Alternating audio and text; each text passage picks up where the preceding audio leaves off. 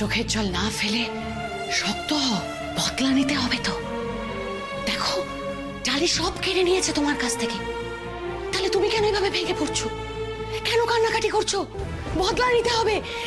এই পৃথিবীতে যারা কাঁদে তাদের কোনো দাম নেই। দাম আছে শুধু দুটো জিনিসের, এক ক্ষমতার আর দুই টাকার। না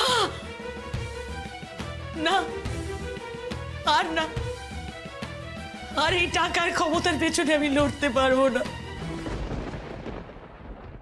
জ্ঞান এখন ফিরবে না, তো আপনারা চাইলে ওনার সঙ্গে দেখা করতে পারেন, তবে কেউ কিন্তু কথা বলবেন না, কেমন? Thank you doctor.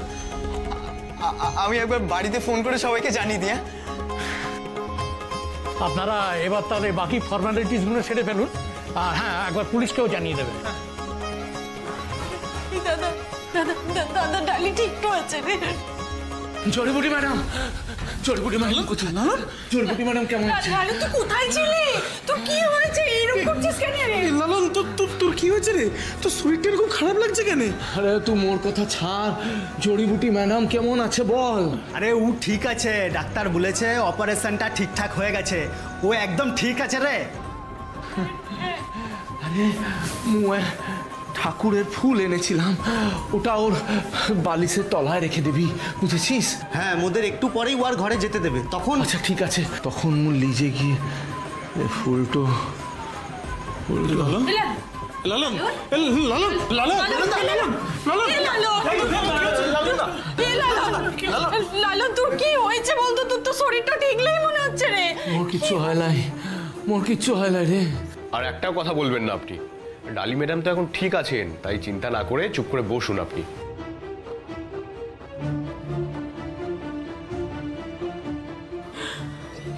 লালন তোর হাতটা তো অনেকটা কেটে গেছে রে। আরে বলছি তো কিছু হয় নাই। আপনার হাতটা তো সত্যিই অনেকটা কেটে গেছে, আপনার ট্রিটমেন্ট দরকার, আমি অ্যারেঞ্জ করছি।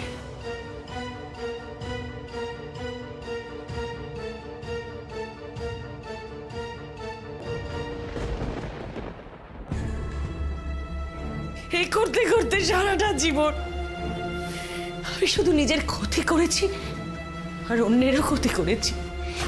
কি পেয়েছি? আমি কোনোদিনও কিছু করতেই পারিনি, শুধু ভেঙেছি। আর না, এবার মালবিকা দেববর্মন নিজেকে শুধরে নেবে, ভালো হয়ে যাবে সে।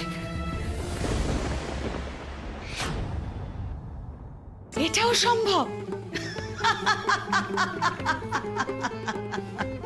হ্যাঁ সম্ভব, সম্ভব। যদি একবার মালবিকা দেববর্মন ভাগ্যের জোরে এই গড়াদের বাইরে বেরোতে পারে আর ঈশ্বর সুযোগ দেয়, তাহলে কথা দিচ্ছি আমি আমার পাপের প্রায়শ্চিত্ত করবই। ডালি আর ওর পরিবারের যদি কেউ কোনো ক্ষতি করার চেষ্টা করে, তাহলে এই মালবিকা দেববর্মনই ঢাল হয়ে দাঁড়াবে, কথা দিলাম।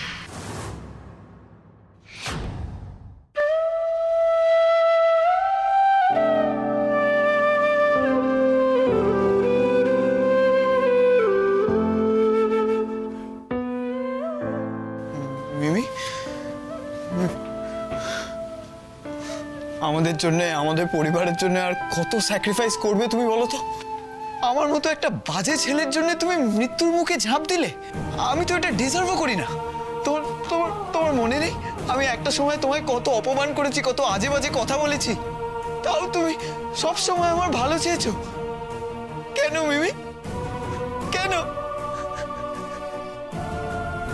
কারণ জড়িবুটি ম্যাডাম মানুষটাই এমন রে, কারো কোনোদিনও খারাপ চাইতেই পারে না।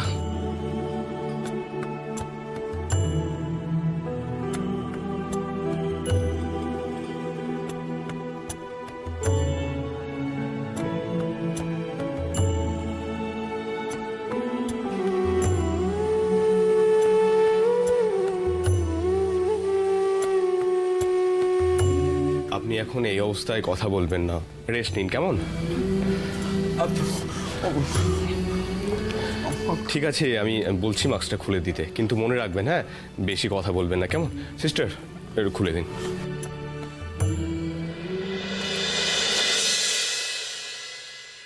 ওকে ক্ষমা করে দিও, ক্ষমা করে দিও। আমার জন্য সবাইকে বিপদের মুখে পড়তে হলো।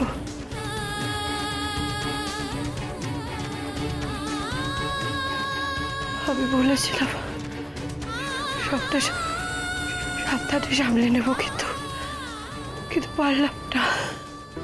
ডালি তুই কি বলছিস রে? এটা তুই সবটা সামলে নিয়েছিস বলেই তো পুরা সবাই ঠিক তো আছি, সবাই বেঁচে মরতে আছে রে।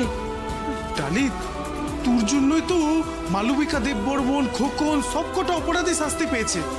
তুই কিসের লেগে ক্ষমা চাইছিস? ক্ষমা তো আমার চাওয়া উচিত। আমি ন্যায়ের জন্য জেদ করে সবটার বাজি রেখে ফেলেছিলাম। তোমাদের সবাইকে বিপদের মুখে ঠেলে দিয়েছিলাম। আমাকে বাঁচাতে বাবু নিজের হাতে আইন তুলে নিল। আমি কিচ্ছু করতে পারলাম না। এর থেকে তো আমি মরে গেলে ভালো হতো, কিন্তু সেটা হলো না। ডালি তুই মরার কথাটা মুখেও আনবি ক্লা, আর ও মামুর কথা তোকে এখন চিন্তা করতে হবে ক্লা। ওরই সব এই জন্য কথা বলতে বারণ করছে সবাই, তোকে কথা বলিস নাই। শুন, ওরই সব তোর মামুকে ছাড়িয়ে আনবার ব্যবস্থাটা করছে, বুঝলি?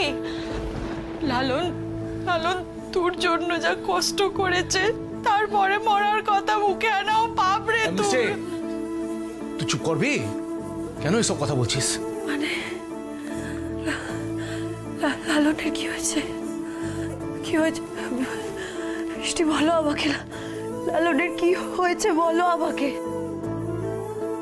আরে কিছু লয় রে, তুই সব নিয়ে ভাবিস না। তুই বিশ্রাম লে, ঘুমো। না মিমি, আজ তোমাকে জানতেই হবে যে লালনদা ঠিক তোমায় কতটা ভালোবাসে।